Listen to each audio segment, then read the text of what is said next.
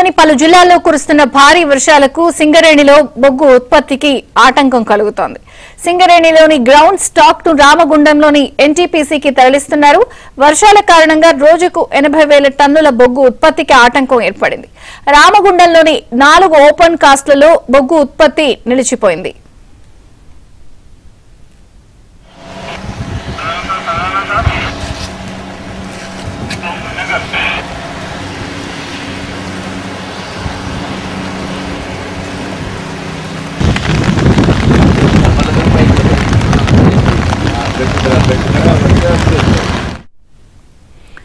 మంచిర్యాల జిల్లాలో వర్షంతో Singareni open cast గనుల్లో బొగ్గు ఉత్పత్తి నిలిచిపోయింది. వరద నీళ్లు గనుల్లోకి చేరడంతో బొగ్గు ఉత్పత్తికి ఆటంకం ఏర్పడింది.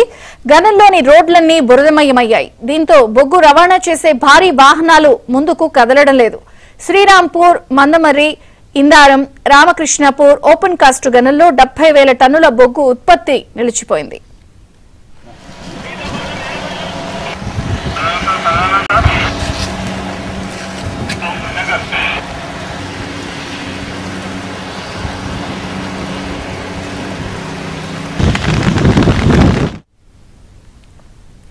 కొమరం భీం ఆసిఫాబాద్ జిల్లాలోని ఖైరీగూడ ఓపెన్ కాస్ట్ గనిలో 20,000 టన్నుల బొగ్గు ఉత్పత్తి నిలిచిపోయింది. లక్షల క్యూబిక్ మీటర్ల మట్టి వెలికితీత పనులు కూడా నిలిచిపోయాయి. వర్షాలతో సింగరేణికి కోట్ల రూపాయల నష్టం వాటిల్లుతోంది.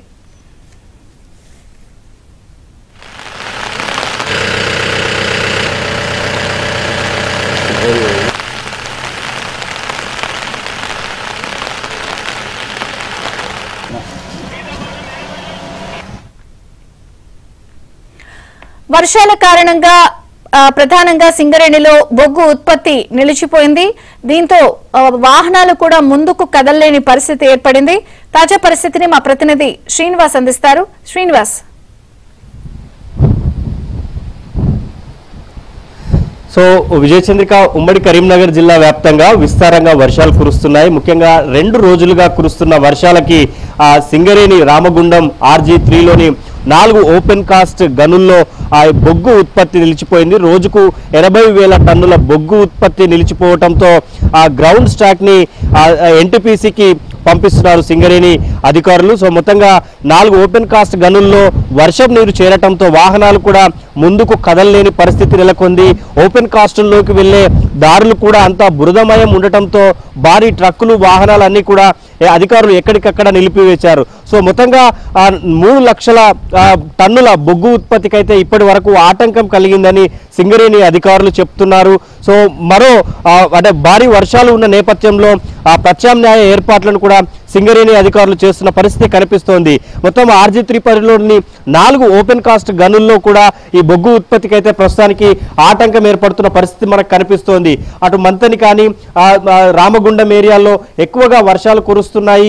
పలు చిన్న చెరువులు అయితే ఇప్పటికే నిండిపోయిన పరిస్థితి అయితే కనిపిస్తోంది. ఇక కరీంనగర్లోని చిగురు మామిడిలో కూడా అర్ధరాత్రి నుంచి భారీ వర్షాలు కురుస్తున్నట్లు అక్కడ ఉన్న పరిస్థితిని బట్టి మనకు తెలుస్తోంది. కొంత మట్టి రోడ్లు కూడా దెబ్బతిన్న పరిస్థితి అయితే ఉంది. సో ఉమ్మడి కరీంనగర్ జిల్లా వ్యాప్తంగా 2-3 రోజులుగా కురుస్తున్న ఈ భారీ వర్షాలకు ఎక్కువ భాగం సింగరేణిలోనే నష్టం జరుగుతోంది. అక్కడ బొగ్గు ఉత్పత్తికే ఆటంకం కలుగుతుందని అధికారులు అయితే చెప్తున్నారు.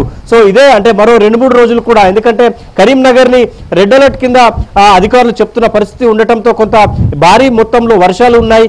పట్టణాలు పైగా కరీంనగర్ నగరంలో కూడా ఎలాంటి ఇబ్బందులు జరగకుండా అధికారులు ముందస్తు జాగ్రత్తలు అయితే తీసుకుంటున్నారు. విజయచంద్రిక.